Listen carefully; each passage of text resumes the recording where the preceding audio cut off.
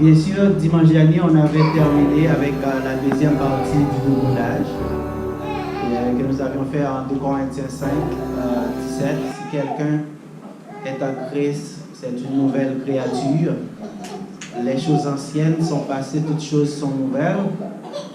On l'a bien expliqué, on a mis le contexte pourquoi Paul avait parlé de cette façon-là. Le contexte était que des judaïsants, des juifs étaient venus troubler la foi des Corinthiens, leur faisant croire qu'ils devaient se courber à la loi mosaïque, au principe de la loi pour être sauvés. Donc il leur faisait croire que la circoncision était une règle immuable et que tout le monde devait se faire circoncire pour bénéficier de la vie éternelle du salut. Et il faisait croire également qu'il fallait observer le sabbat.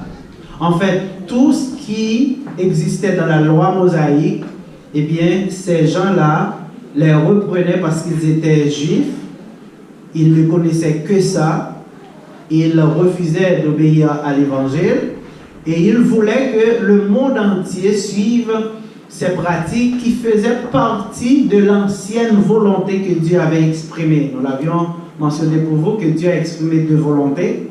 Une première volonté qui concernait seulement le peuple juif et une seconde volonté qui est une volonté universelle, si vous voulez, parce que dans cette volonté, tout le monde a sa place, puisque dans la première, c'était seulement réservé simplement au peuple juif.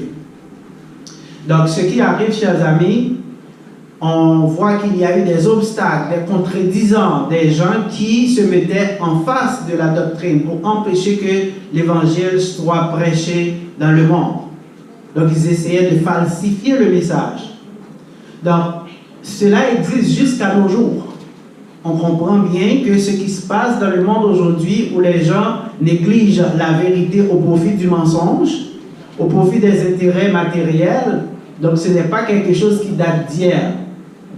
En l'an 57, les chrétiens de Rome étaient également confrontés à cette réalité, à l'opposition des partisans du judaïsme, qui faisaient croire que le salut était accessible à condition de pratiquer les œuvres de la loi. Donc, ils ne le faisaient pas seulement à Corinthe, ils le faisaient aussi à Rome. Donc, ils insistaient sur le fait que la circoncision charnelle, la circoncision qu'on pratiquait dans la chair, comme expliqué, la circoncision est une petite chirurgie qui consiste à enlever le prépuce du mâle, le 8e jour selon la loi de Moïse. Donc, ils voulaient que les païens adoptent également cette pratique qui était dans la loi mosaïque. Donc, Paul avait réagi vigoureusement à cette déclaration fallacieuse et sa réaction a été faite par lettre. Donc, la lettre, c'est un moyen de communication qui était très prisé par l'apôtre à l'époque. Comprenez bien qu'il n'existait pas beaucoup de moyens de communication. Il n'y avait pas de téléphone, encore moins l'Internet. Donc, les gens communiquaient par lettre ou bien par messager humain.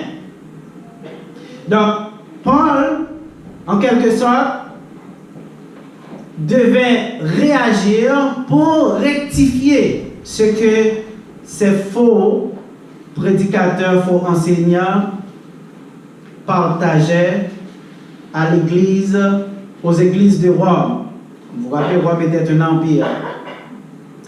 Et Paul connaissait bien Rome parce que c'est lui qui avait prêché l'évangile dans cet empire. Si vous lisez Romains 1er et paragraphe 15, et il avait aussi séjourné dans cet empire pendant environ 2 ans. Pendant 2 ans, si vous lisez Actes 28, 30, et il y avait aussi certains juifs qui avaient accepté l'évangile qui habitaient l'Empire romain, dans l'Empire romain. Donc la réaction de l'apôtre, comme mentionné, a été faite par lettre. Mais quand on dit lettre, c'est un mot polysémique comme la plupart des mots qui se trouvent dans la Bible. Quand nous disons polysémique, c'est-à-dire c'est un mot qui peut être traduit par plusieurs autres mots en français, mais toujours suivant le contexte dans lequel il est employé. Et on peut voir d'entrée de jeu en Acte 9, paragraphe 1 et 2, lorsque Paul était allé voir le Sanhédrin, le souverain sacrificateur, les autorités pour avoir des lettres de recommandation pour les synagogues de Damas.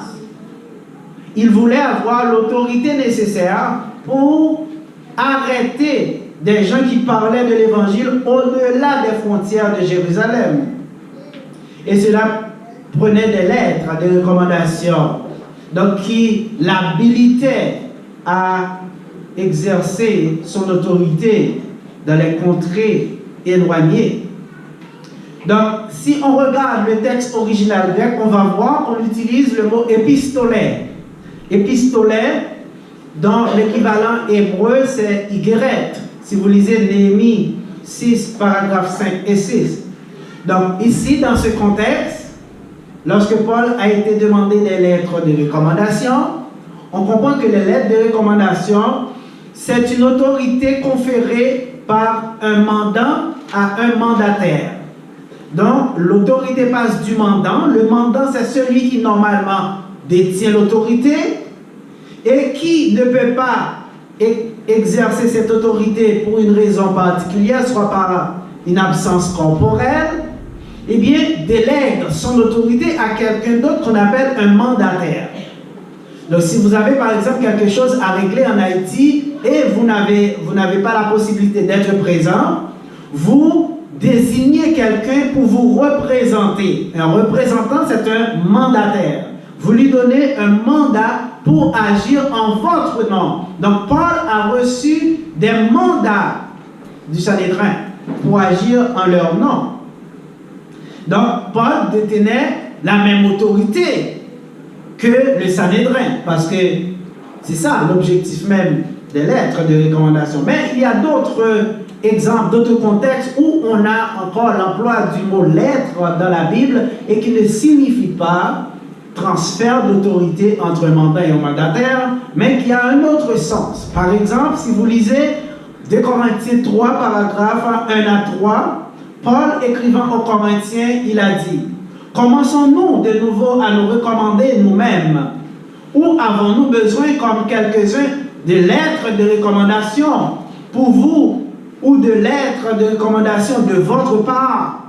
Vous êtes, vous, notre lettre écrite dans nos cœurs, connue et lue de tous les hommes, car vous êtes manifestés comme étant la lettre de Christ, dressée par notre ministère, écrite non avec de l'encre, mais par l'Esprit du Dieu vivant, non sur des tables de pierre, mais sur des tables de chair du cœur, sur le cœur. Donc, généralement, ici, on peut comprendre que la lettre, de manière concrète, de manière dénotative, est une missive écrite sur du papier, sur un support matériel.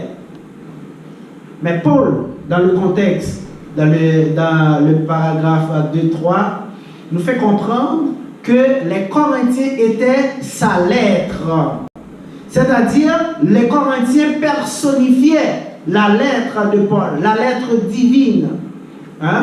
Donc, la lettre de Paul, c'est comme la récompense ou le résultat de son travail. Vous êtes la preuve vivante de ma prédication, de mon apostolat. Donc, c'est ça, la lettre. Je n'ai pas besoin que quelqu'un me donne une lettre de recommandation pour dire que j'ai fait un travail de prédication, mais vous êtes le résultat vivant. Vous êtes notre lettre. Donc, ici, lettre n'est pas la recommandation nécessairement que Paul avait besoin. Parce que, de manière concrète, ce n'était pas nécessaire d'avoir un papier. Mais le résultat était beaucoup plus vivant à travers les croyants qui avaient accepté l'évangile par le biais du travail de prédication que Paul avait fait. Donc les Corinthiens constituaient eux-mêmes une lettre de recommandation pour Paul parce que les Corinthiens avaient reçu l'évangile par le biais de l'apôtre des païens. Et lorsqu'on a une lettre, lorsqu'on écrit une lettre, chers amis, on l'écrit pour plusieurs raisons. Principalement, on peut écrire une lettre pour divulguer des informations, pour partager des nouvelles.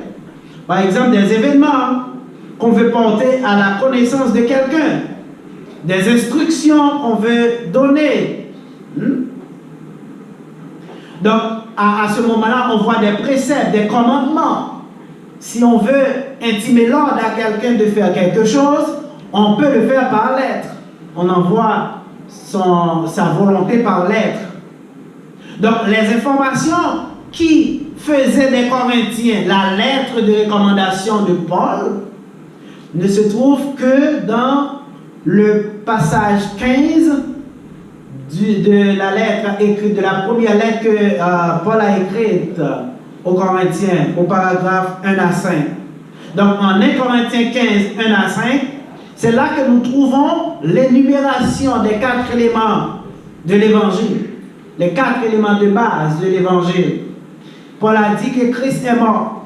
Je vous ai évangélisé parmi les premiers éléments que Christ est mort, qu'il est enseveli, qu'il est ressuscité et qu'il est apparu à ses faces.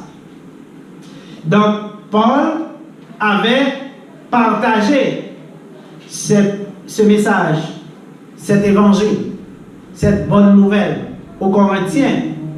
Et les Corinthiens l'avaient reçu. Et c'est ce qui leur a permis de constituer cette lettre de recommandation dont parle l'apôtre ici. Chers amis, nous vous rappelons que le mot lettre est polysémique. Il peut être employé également dans le sens de l'écriture. Ici, on voit la partie dénotative du terme.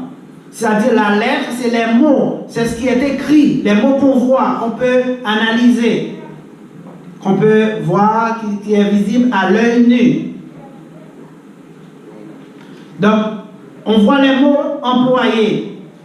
Et à ce moment-là, pour construire un texte, qu'est-ce qu'on fait? On prend des mots et on les enchaîne dans un contexte bien déterminé et on les couche sur du papier.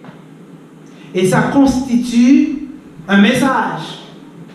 Ça donne des instructions. Ici, dans le cas où nous sommes en Romains 2, 29, le mot lettre utilisé est différent de celui qu'on avait vu précédemment en acte. Ici, le mot qu'on a, c'est gramma.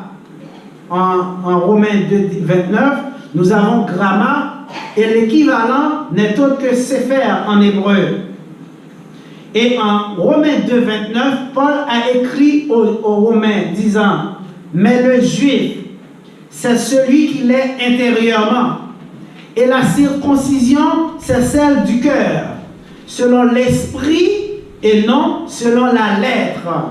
La louange de ce juif ne vient pas des hommes, mais de Dieu. » Ici, la lettre, le mot lettre utilisé par Paul est l'expression de la loi dans son sens littéral.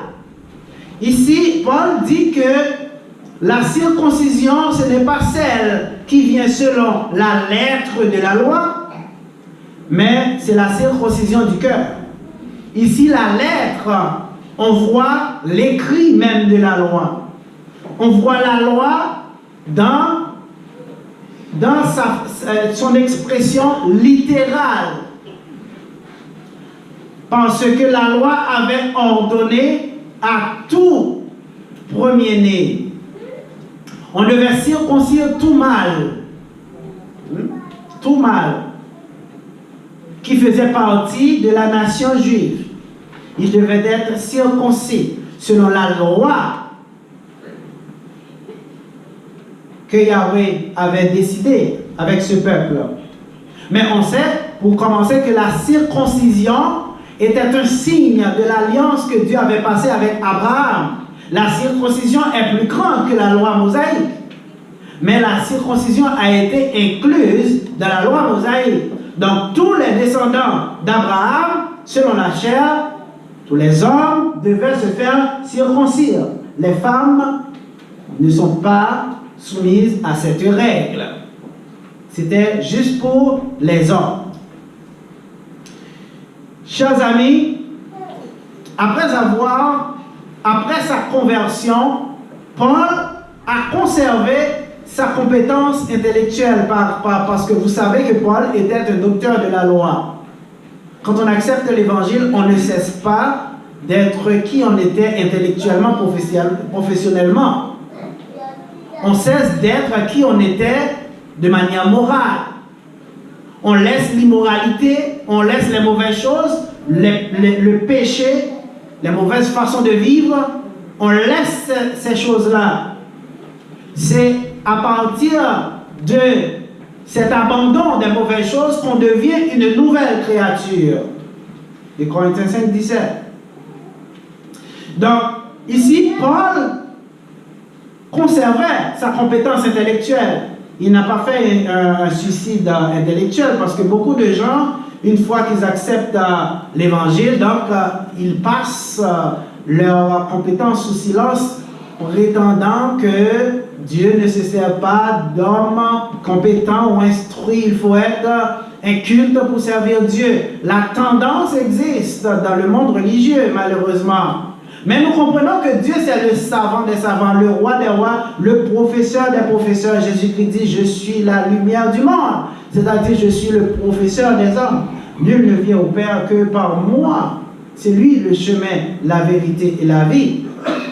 Donc, nous comprenons bien, chers amis, que nous ne devons pas nous laisser amener en bateau par des gens qui racontent n'importe quoi au nom de Dieu. Par exemple, la personne peut venir vous dire, j'ai fait un rêve ou j'ai une commission pour vous, j'ai une prophétie, etc. Et c'est du pur mensonge. Parce que Dieu ne parle plus aux hommes. La Bible est catégorique là-dessus, Hébreux 1er. Dieu ne parle plus aux hommes. Dieu parle par le Fils, par Jésus-Christ. Et Jésus-Christ, en allant, a laissé des personnes pour continuer l'œuvre. Et c'est pourquoi il y a la doctrine qui est écrite, afin que nous puissions avoir la foi. Jésus-Christ avait dit, vous n'avez pas besoin de voir pour croire, vous avez besoin d'entendre le message pour avoir la foi, puisque la foi ne vient pas de la lecture qu'on fait, mais la foi vient du message qu'on reçoit. Pourquoi? Parce qu'on peut lire et ne pas comprendre, parce que Dieu, le Saint-Esprit, illumine des personnes spécifiques pour pouvoir servir comme guide pour vous aider. C'est la réalité. Rappelez-vous, le ministre des Finances de Candace, la reine d'Éthiopie, qui lisait et qui n'arrivait pas à comprendre. Il était ministre. C'était un fait intellectuel. Il ne pouvait pas comprendre. Lorsque Philippe lui demande, est-ce que vous comprenez ce que vous lisez? Il a dit, comment puis-je comprendre si personne ne m'explique? Il faut avoir quelqu'un qui soit initié pour vous expliquer. Que vous soyez avocat, médecin, ingénieur ou je ne sais trop, dès que vous rentrez dans la science divine, vous devez avoir l'humilité nécessaire de demander des explications parce que vous êtes sorti de votre domaine de champ de compétences. La compétence est limitée à un domaine d'intervention en particulier. Vous êtes médecin, parfait. Si vous avez un problème avec la justice, vous devez nommer un avocat pour vous aider, pour vous représenter.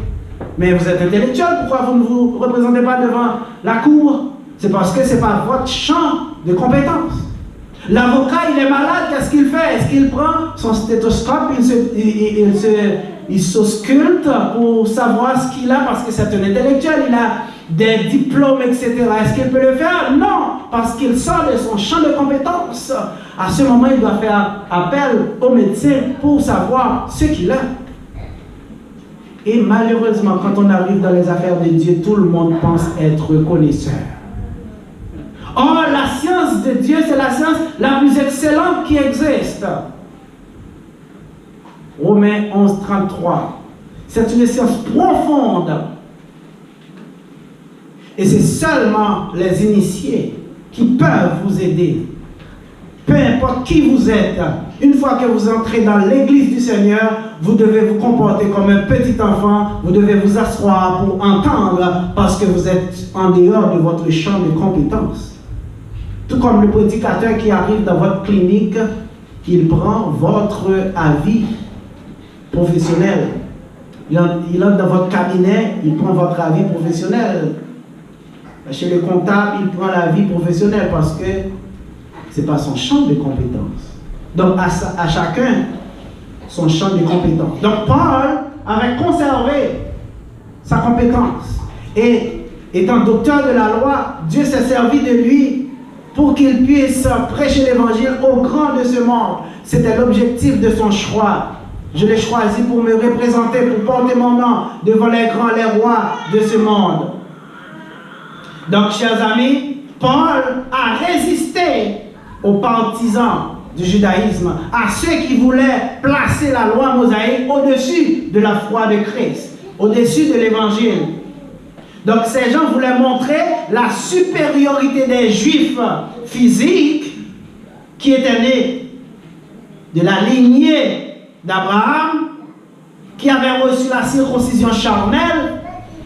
Ces Juifs voulaient montrer qu'ils étaient supérieurs par rapport aux Romains qui n'avaient pas été circoncis dans leur chair.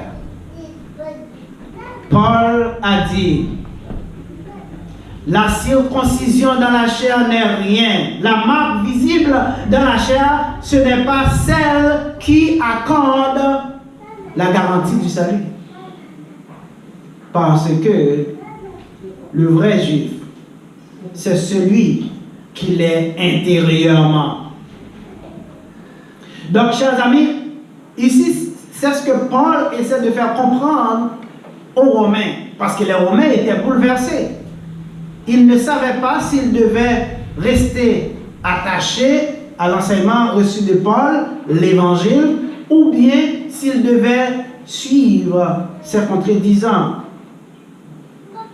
Paul a écrit pour les aider à comprendre et à bien faire le choix qui s'impose, à savoir le juif. Dieu n'accorde plus d'importance à celui qui est né physiquement dans une famille humaine.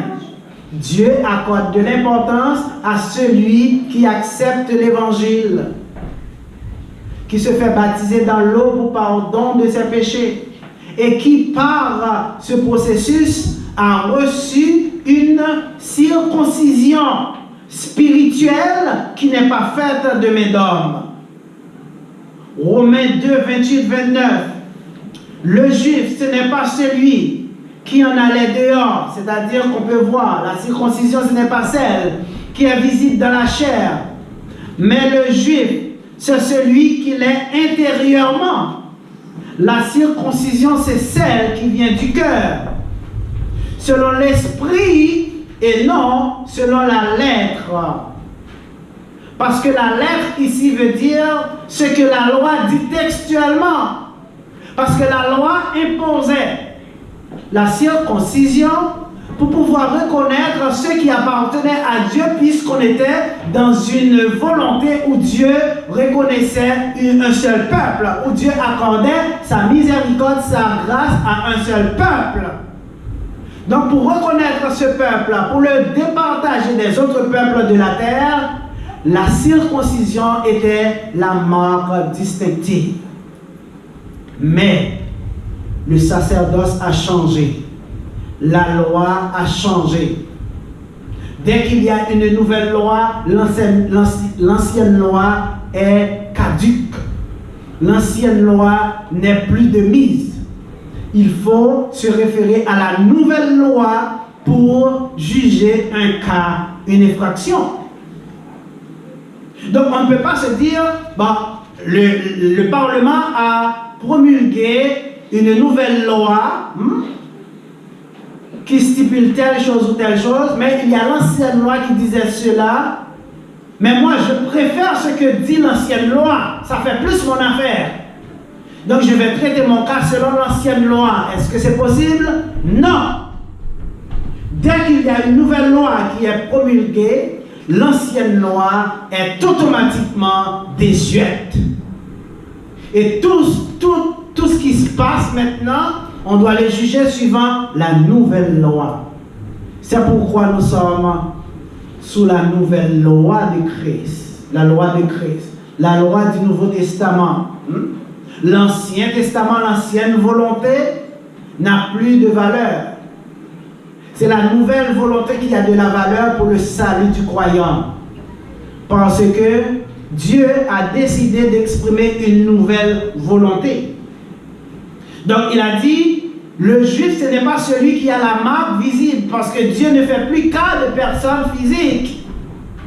Dieu donne de l'importance à celui qui entend l'évangile, qui l'accepte et qui persévère dans l'Église. C'est cette personne-là qui fait partie du peuple de Dieu, de la famille divine.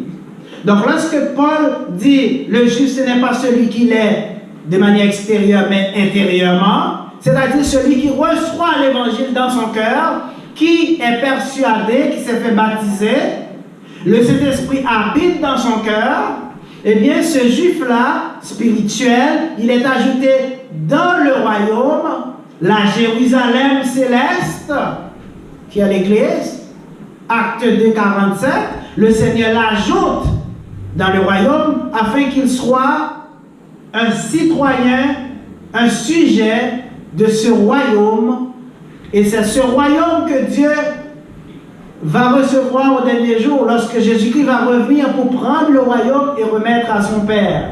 1 Corinthiens 15, 24. Ce sera la fin. Donc, chers amis, il faut comprendre que de nos jours, il n'y a plus de supériorité par rapport à ce qu'on est dans la chair. Mais la supériorité vient par rapport à ce qu'on a dans le cœur. Par l'évangile. Les 4 éléments. Si vous acceptez que Christ est mort, il est enseveli, il est ressuscité, il est apparu à ses faces, et que vous êtes convaincu et persuadé qu'il est le Fils de Dieu, parce que personne n'a jamais accompli ces 4 choses, eh bien vous pouvez avoir la vie en vous faisant baptiser. Le baptême n'est autre qu'une réponse d'une bonne conscience envers Dieu. Une réponse par rapport à l'appel de l'évangile que vous recevez.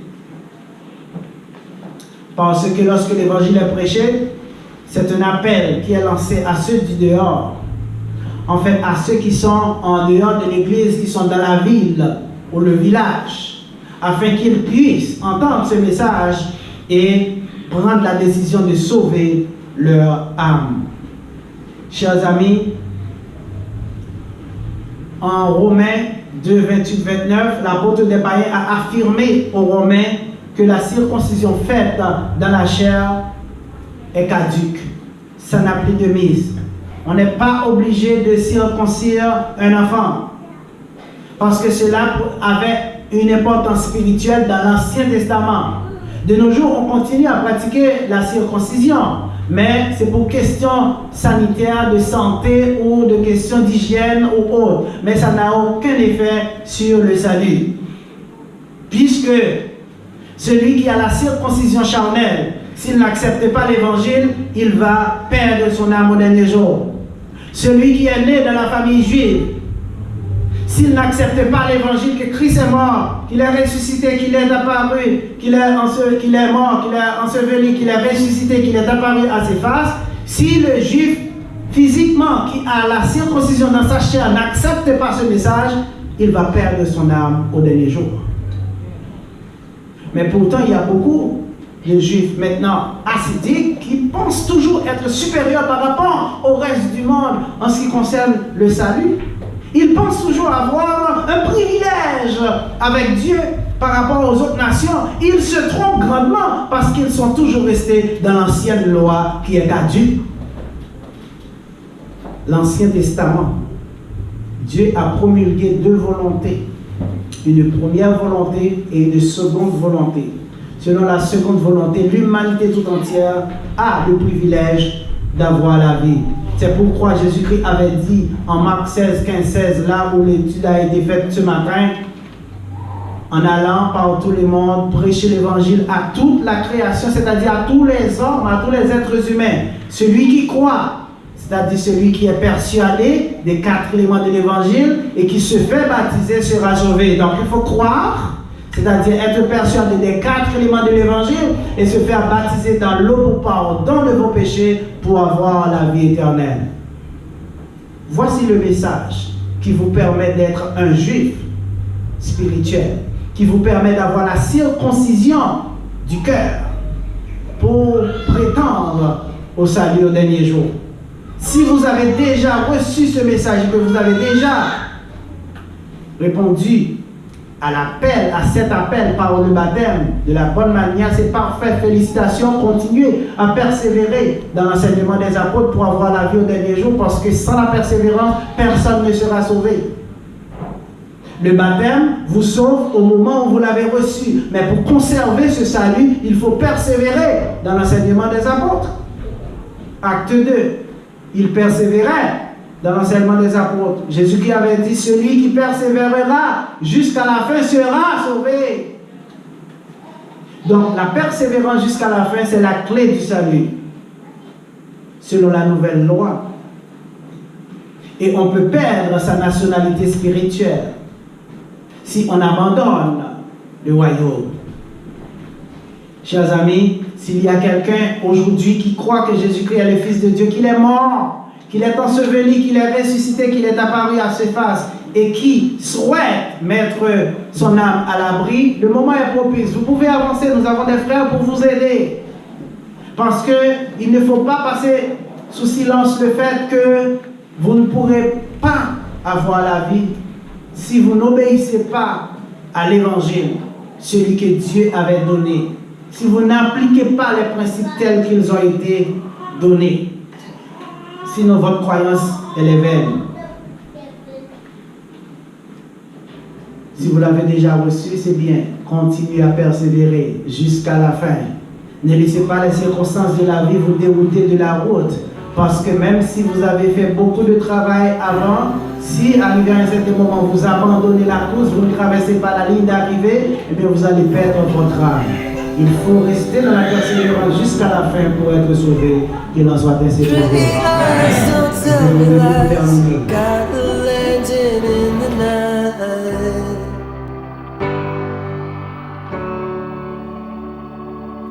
I'm crashing into desert sands, etherized against the land.